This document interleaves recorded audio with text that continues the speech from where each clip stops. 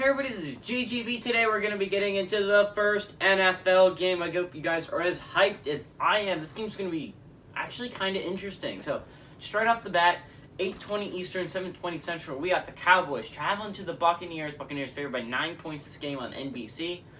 So, I decided, I was wondering, what is the Cowboys' record over the Buccaneers? Just period. I was really wondering that. I did it for college games. I thought I might do it for this NFL game. The Cowboys are 15-4 against the Buccaneers all time, which I found really interesting. The Cowboys have really dominated this series as of a long time. They've been absolutely crushing the Buccaneers for a long time now. Now, there was a lot of injuries to go over for the Cowboys, but most of them are full practices on Thursday. Most of them were full practices for most of the week. It's just they were listed on the injuries, so I thought I might go over them real quick. So for the Cowboys, you had a lot. You got Terrell Basham, defensive end, suffering an ankle injury. But by the way, these guys had full practice Monday, Tuesday, Wednesday. Today's Thursday. So they've had full practices. This is mainly just an injury to watch in the game. It might not make them as productive as they normally would be. Lyle Collins has a neck injury. He's a tackle. Chauncey Golston, the defensive end, has a hamstring injury. C.J. Goodwin, the corner, has a hamstring injury as well. DeMarcus Lawrence, who's a starter on this team, by the way, defensive end, has a back injury, but again, should be fine for this game. Ty Nsekhe, tackle, has a foot injury. He had limited practices on Mondays and Tuesdays, so that means that the injury is a little bit more significant than everyone else, but he went full practice today, so I feel like Ty Nsekhe should be good for this game, and the only reason he would see any playing time would be an injury to one of the other two, one of the tackles, or if Lyle Collins can't go. So, this isn't a huge deal, even if it is a more significant injury. You got Dak Prescott, obviously the quarterback, with a right shoulder injury, but he should be fine to go in this game. Donovan Wilson, a safety, has a groin injury. He's a starter on this team, so that's something to watch. But again, he was able to play for most of he had full practices all week. Jake McQuaid, the long snapper, had a foot injury. He's a starter, obviously. But he missed Monday's practice, so he went full practice Tuesday and Wednesday, but he did not go to Monday, so a little bit more of a significant injury there. And then you had Noah Brown, the wide receiver, had a COVID positive test, and he missed Monday and Tuesday's practice, but he was full go for Wednesday practice, which means it's not really an injury, it was more of a sickness, and the fact is, you get over sicknesses really quickly. And the fact is, it's not going to linger, or you don't need surgery, so it's really good. I think you're going to have Noah Brown, obviously, for this game. Even though he missed Monday, Tuesday. They're going to have no Zach Martin for this game. That could be huge. He was an offensive guard. Connor McGovern's a guy at Penn State that has really flashed in the preseason. He's looked good. He's looked the best of the depth offensive linemen for the Cowboys. But he's going to have to step into a big role here going against that Buccaneers defensive line, so it's going to be interesting.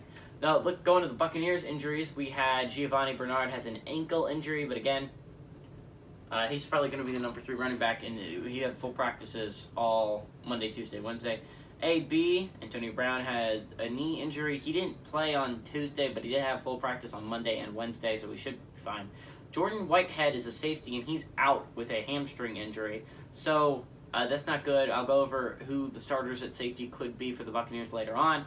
But you got Chris Godwin. He has a quad injury. He had no practice on Monday and limited on Tuesday, and that's in my opinion, a bigger worry if you're the Buccaneers. If you lose Godwin and AB, you're in some serious hurt because really your only really great receiver is Mike Evans, and you're going to have to rely on Scotty Miller and Tyler Johnson and Jalen Darden to really step it up for you. So that's going to be interesting to see if Chris Godwin and AB both can't go.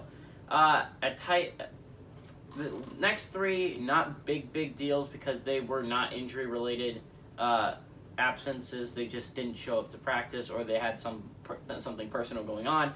Gronk, he didn't have an injury. He didn't show up to Monday practice, but he had limited practice on Tuesday. Steve McClendon also did not have an injury, but he didn't practice on Monday or Tuesday.